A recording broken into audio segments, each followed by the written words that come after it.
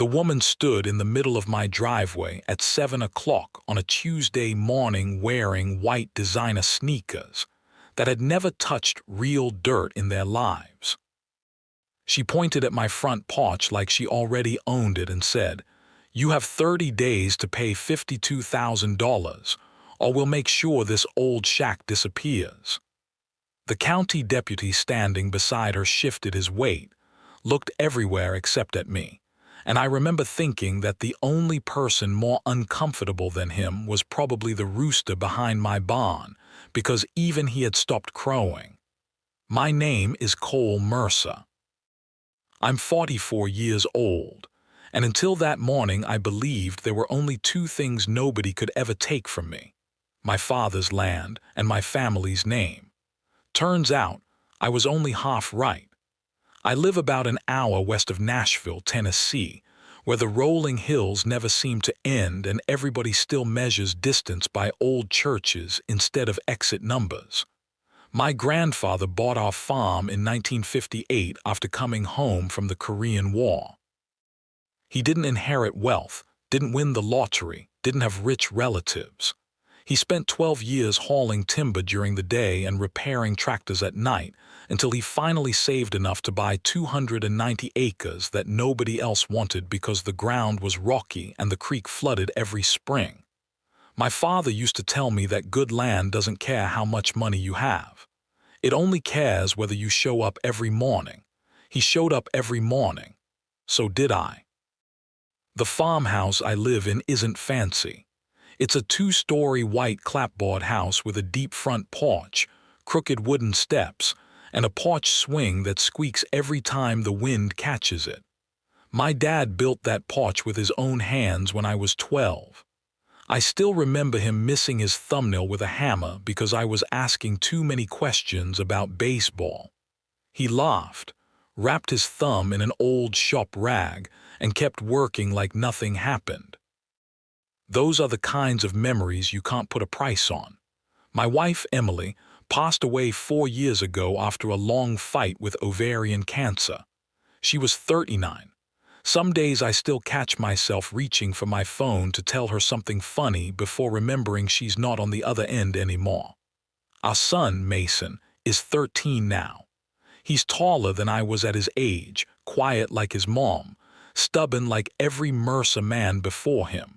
He's the reason I get out of bed every morning. I own a land clearing and excavation company.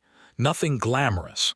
We remove old barns, clear storm damage, dig foundations, build ponds, and every now and then knock down buildings that have reached the end of their lives. We've got excavators, bulldozers, dump trucks, and 8 guys who have worked with me long enough that conversations usually happen with a nod instead of words. Life wasn't exciting. Honestly, I liked it that way. Everything changed 3 years earlier when a developer named Preston Holloway bought nearly 400 acres bordering the eastern edge of my farm. Within 18 months, the woods disappeared.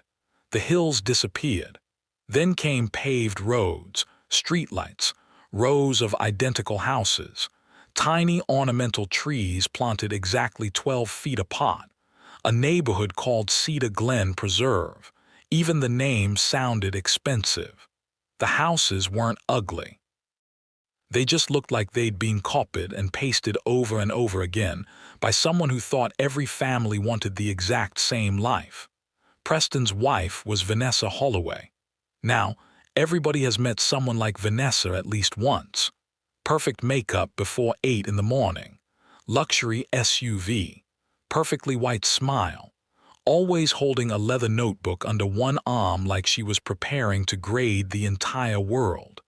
She wasn't officially the HOA president at first. She simply acted like she already was. Eventually, everyone else stopped arguing. About 6 weeks after the first families moved in, I heard tires crunching across my gravel driveway. A black luxury SUV rolled to a stop beside my mailbox. Vanessa stepped out wearing sunglasses bigger than my coffee mug. She smiled, not the friendly kind, the practiced kind. "Mr. Mercer," she asked. "That's me." I'm Vanessa Holloway from Cedar Glen Preserve. I just wanted to welcome you to the neighborhood. I looked past her shoulder. My family's been here almost 70 years, she laughed politely. Oh, of course, that's cute, cute. Nobody had ever called my family's farm cute. She handed me a large envelope, just some community information. I thanked her. She drove away. Inside were 3 documents. The first invited me to become part of the Homeowners Association. The second explained architectural standards, approved landscaping, mailbox regulations, paint colors, and rules about parking commercial vehicles. The third informed me that my farmhouse negatively impacted surrounding property values because of its outdated appearance and incompatible architectural style. I read that sentence 3 times while sitting on the porch where my father had taught me to tie fishing knots. Then I looked across the fence toward Cedar Glen. Brand new houses, fresh concrete, plastic-looking shrubs. Then I looked back at my home. The paint needed touching up. Sure. The porch leaned just enough that you noticed if you stared at it, but every board in that house carried someone's fingerprints. Mine, Dad's, Granddad's, Emily's. Even Mason had carved his initials under the porch railing when he was 7. I folded the papers, walked inside, made another cup of coffee, never answered, looking back. Silence was exactly what Vanessa wanted, because silence let her pretend I didn't exist. And if I didn't exist, neither did my rights. 3 weeks later, another envelope arrived. This one wasn't friendly. It listed violations. Commercial equipment visible from neighboring residences. Grass exceeding community standards. Exterior appearance inconsistent with neighborhood aesthetics. Failure to comply could result in escalating fines. I actually laughed. Out loud. My foreman, Ray, happened to be standing in the shop doorway. "What Ray you laughing at?" I handed him the letter. He read half of it before snorting. "They know your farm ain't in their HOA, right? They're about to." That afternoon I pulled up county property records on my laptop. Agricultural zoning, recorded in 1958, never amended, never annexed, never subject to Cedar Glen restrictions, legally speaking. Their HOA had exactly as much authority over my farm as my barber had over the governor's mansion. Absolutely none. I filed the letter away, thought that would be the end of it. Instead, it became the beginning. About 10 days later, a county building inspector named Howard Jenkins pulled into my driveway. Nice guy, mid-60s, wore suspenders under his reflective vest and carried a clipboard that looked older than both of us. "Morning," he said. "Mind if I take a look around?" "What for?" he sighed before answering. "Anonymous complaint says your house is structurally unsafe." I smiled. "Be my guest." Howard spent nearly an hour walking through every room. He climbed into the attic, crawled under the foundation, checked support beams, measured porch posts, took photographs of the roof. When he finished, he stood beside my truck, removed his glasses, and chuckled. "Cole, yeah, if this house ever falls down," he pointed toward Cedar Glen, "half those new homes will already be gone." We both laughed. He shook my hand, marked the complaint unfounded, drove away. That evening, Mason asked why a government truck had been parked outside all morning. I told him the truth. Sometimes people try to create problems because they're bored. He thought about that while tossing a baseball into the air. Doesn't that get exhausting? It should. I wish that had been the end of it. It wasn't even close. Because while I was still laughing about a ridiculous inspection, Vanessa Holloway had already started planning something much bigger, something that wasn't about paint colors or tall grass anymore. It was about power, reputation, and a piece of land she believed should never have stayed in my family. The first sign that Vanessa had stopped treating me like an annoyance and started treating me like an enemy showed up on a Friday afternoon. I was finishing a pond excavation for a family about 15 miles away when Ray called me over the radio. His voice was calm, but I'd worked with him long enough to hear the concern hiding underneath it. "Cole, you might want to head back." "Everything all right? Depends on how much you like surprises," I laughed. "That good, huh?" "No." When I pulled into my driveway 30 minutes later, I understood exactly what he meant. 3 bright yellow warning signs had been planted along my fence line facing the entrance to Cedar Glen Preserve. "Unsafe property. Condemned structure. Keep out." At first, I just stared at them. Then I looked closer. They weren't on the subdivision side of the fence. They were 6 feet inside my property. Someone had crossed onto my land in broad daylight, dug holes, poured concrete around the posts, and left them there like they belonged. Ray walked over, shaking his head. "They really poured concrete." I knelt beside one of the posts. Fresh mix, still damp. I couldn't help smiling. "You know what? What? They're making this easier." He looked confused. "How?" "They're documenting trespassing for me." We spent the next hour pulling every one of those signs out with my skid steer. The concrete came out in one ugly chunk, and we stacked everything neatly beside the entrance to Cedar Glen with a handwritten note taped to the top. These signs were installed on private property without permission. "Please retrieve your belongings." "Thank you." I signed it. Cole Mercer. By sunset, my phone rang. Deputy Mark Ellison. I'd known Mark since high school. "Cole." "Yeah, I've got a complaint." I figured. "They're saying you destroyed HOA property." "I relocated HOA property." He laughed. "I figured you'd say that." 20 minutes later, he stood beside the stacked signs, hands on his belt. He looked at the holes where the posts had been, looked at my survey markers, looked back towards Cedar Glen. Finally, he sighed. "I don't see a crime." I didn't either. He tipped his hat. "Have a good evening." Vanessa was standing nearly 100 yards away at the subdivision entrance watching the entire conversation. She never waved, she never smiled. She simply stared. That stare stayed with me. It wasn't anger, it was frustration. Like someone who couldn't understand why reality refused to cooperate. A week later, another letter arrived. This one came from an attorney. The law firm's logo covered half the page. The language sounded intimidating. "Cease all commercial operations immediately. Heavy equipment violates residential zoning.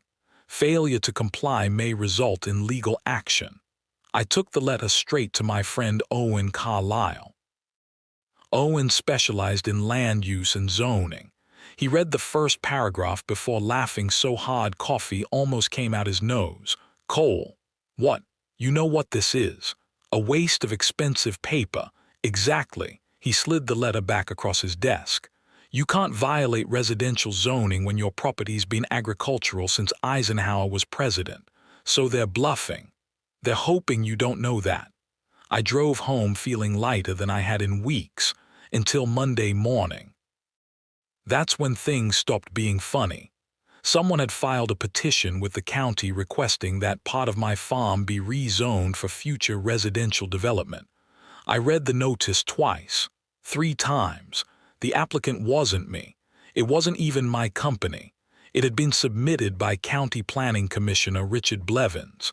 Now that caught my attention. Richard also happened to play golf every other Saturday with Preston Holloway.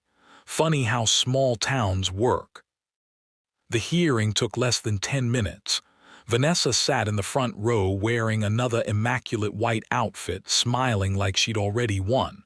Preston sat behind her with his arms crossed. Commissioner Blevins cleared his throat. "We're here today to discuss potential rezoning." I stood. "Before anyone discusses anything, I'd like to ask one question." He nodded. "Go ahead." "Did I request this?" Silence. "No. So why is someone trying to change land they've never owned?" One commissioner looked toward another. A woman named Diane Keller leaned toward her microphone. "If the landowner isn't requesting rezoning, I move we dismiss." Second. Blevins didn't even get a chance to argue. Motion carried, meeting over, 7 minutes. Outside the courthouse, Vanessa brushed past me. "This isn't over," I smiled. "It usually isn't." She leaned closer. "You think paperwork is going to protect you forever?" I looked her straight in the eyes. No. What protects me is the truth. For just a second, her smile disappeared. Then it came back, bigger than before, almost relieved, like she'd been waiting for me to finally fight back. The next attack landed where it hurt. Mason came home from school unusually quiet. Normally he'd throw his backpack across the kitchen, raid the refrigerator, and tell me about baseball practice before I could ask. That afternoon he sat at the table without saying a word. Finally I asked, "Everything okay?" He shrugged.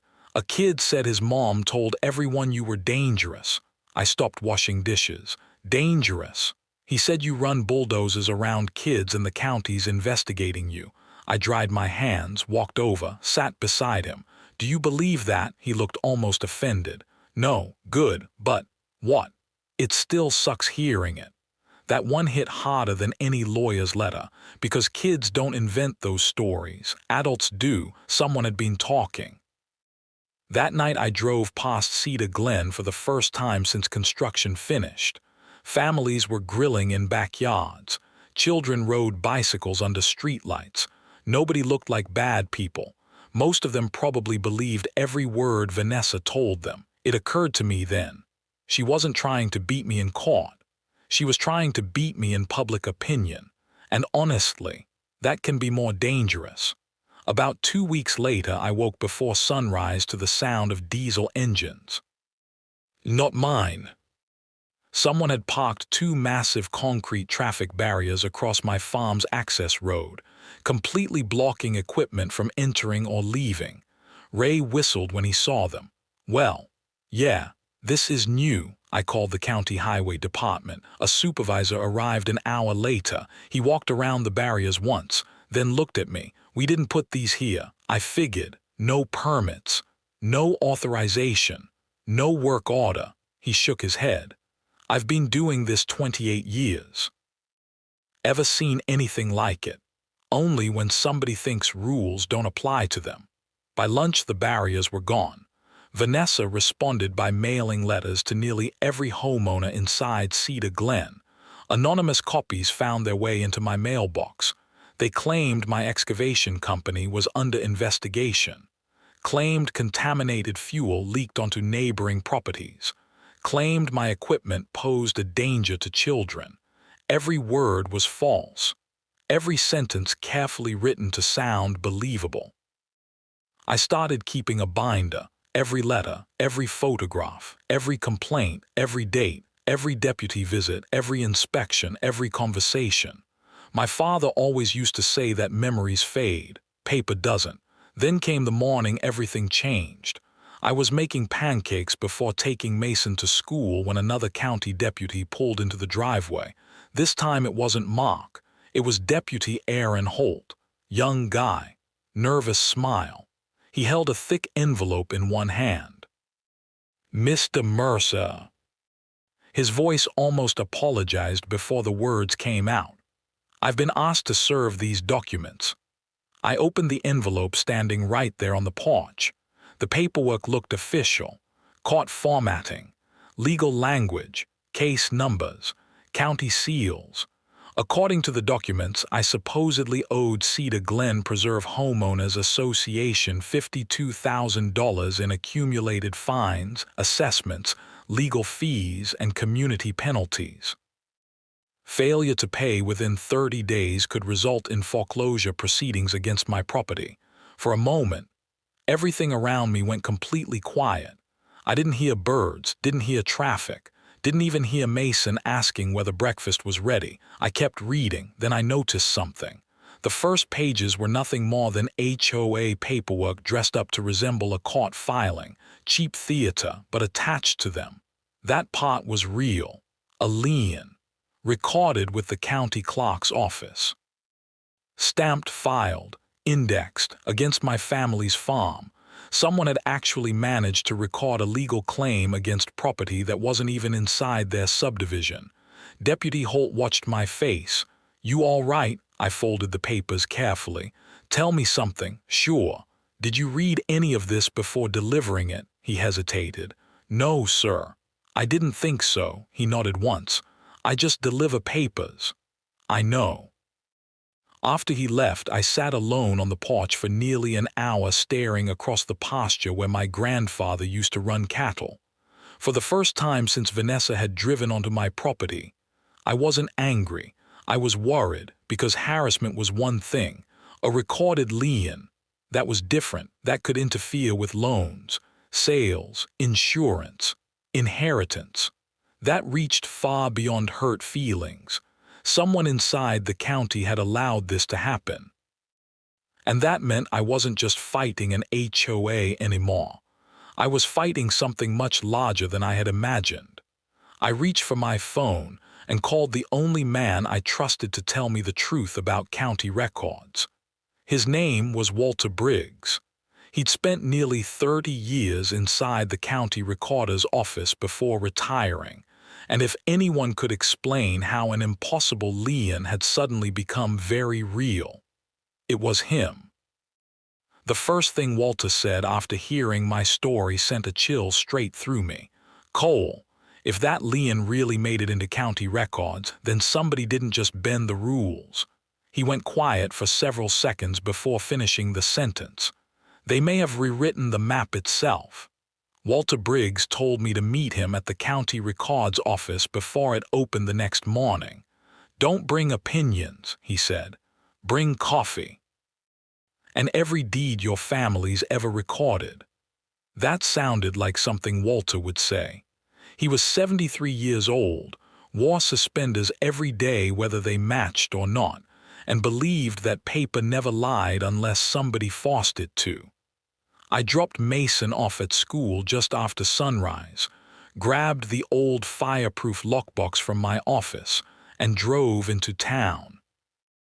Inside were my grandfather's original deed from 1958, my father's transfer documents from the early 80s, survey sketches yellowed with age, and handwritten notes my grandfather had made in pencil. Walter already had a table waiting. He spread the documents out beside the subdivision plat that Preston Holloway had filed 3 years earlier. For almost an hour neither of us spoke. He traced property lines with one finger, compared bearings, checked monument references, then suddenly stopped. "There it is." I leaned closer. "What am I looking at?" Walter tapped 2 different maps. "Your grandfather's southern boundary follows Cedar Creek." He slid the developer's survey beside it. "This one moves the line nearly 300 feet north." I frowned. "That's not a mistake." "No," he looked up. "That's an entirely different property line." My stomach dropped. We pulled aerial photographs, tax maps, archived plats. Everything pointed to the same conclusion. Someone hadn't simply filed a bad survey. Someone had built part of Cedar Glen Preserve on land that had legally belonged to my family for nearly 70 years. Walter leaned back in his chair and let out a long breath. "Cole, you need a real estate attorney. Today." By that afternoon, I was sitting across from Rachel Donovan in downtown Nashville.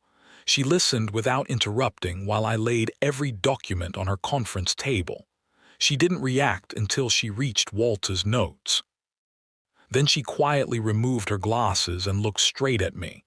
"Do you own heavy equipment?" I almost laughed. "That's how I make a living." "Interesting. Why?" "Because if an independent survey confirms this, the law doesn't care how expensive somebody's house is. It only cares whose land it's sitting on." 3 days later, she hired an independent survey team with no connection to the county.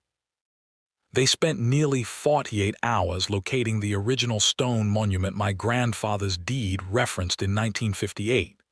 It was still there, buried beneath weeds and packed clay, exactly where the old record said it would be. GPS confirmed everything. The subdivision survey had shifted the boundary enough to absorb just over 2 acres of Mercer land. 5 residential lots sat inside that stolen strip. The largest one belonged to Preston and Vanessa Holloway. Their custom-built dream home, the swimming pool, the detached garage, even the stone entryway, every inch rested on property they had never legally owned. Rachel looked at me after reading the final survey. "Cole, they spent 3 years trying to convince you that your house didn't belong here." She slid the report across the table. "Turns out theirs doesn't." The legal process moved faster than I expected. Rachel filed a quiet title action, a motion to remove the fraudulent lien, and a complaint alleging survey fraud and fraudulent filing of public records. The county judge scheduled an emergency hearing because of the lien. Preston's attorney tried to delay everything, arguing they needed more time to review technical evidence. The judge wasn't interested. "Your clients have had 3 years," she said. "Mr. Mercer has waited long enough." The courtroom was packed. Homeowners from Cedar Glen filled nearly every bench. Some looked confused. Some looked angry. Vanessa walked in wearing another perfectly tailored white outfit, but for the first time since I'd met her, she looked tired. Rachel presented the original deeds, the independent survey, photographs of the monument, county archives, inspection reports, and every letter Vanessa had ever sent me. She even introduced the false warning signs, the fake violations, the harassment campaign, and finally the fraudulent lien. Preston's attorney stood and argued that years of occupation gave his clients ownership. The judge interrupted him before he finished. "Counselor, your clients have occupied the property for barely 3 years. Tennessee law does not magically reward people for building on land they never owned." Silence filled the room. The attorney glanced at Preston. Preston looked at Vanessa. Neither of them had an answer. The judge signed the order removing the lien immediately. Then she ruled that the Mercer family remained the lawful owners of the disputed land. Finally, she authorized removal of the unauthorized structures if no settlement agreement could be reached. Vanessa stood so quickly her chair fell backward. "You're throwing families out of their homes." The judge's voice never changed. "No, Mrs. Holloway. The people responsible for this are the ones who sold homes on land they didn't own." Nobody spoke after that, not even Vanessa. Outside the courthouse, reporters surrounded Preston before he reached his truck. Rachel simply smiled at me. "You don't have to prove you're right anymore." "Why?" "Because the paperwork already did."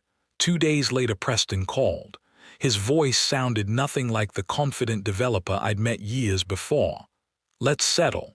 We did. His insurance company paid for the fraudulent lien, legal fees, damages, and every cost associated with correcting the boundary dispute. The settlement also required him to purchase the disputed land from my family at fair market value before transferring corrected deeds to the affected homeowners. They paid more money than my grandfather could have imagined back in 1958. But by then, it wasn't really about money anymore. Vanessa resigned from the HOA before the month ended. Several homeowners later apologized to me in person. One older couple brought homemade peach cobbler to my porch because they'd believed every rumor they'd heard. I invited them in. They stayed for coffee. Turns out they were good people who'd simply trusted the wrong voice. Mason asked me one evening if I hated Vanessa after everything she'd done. I thought about it for a long time before answering. "No, really. Hate lets someone keep taking up space in your life long after they've left." He nodded slowly, like he was storing the lesson away for later.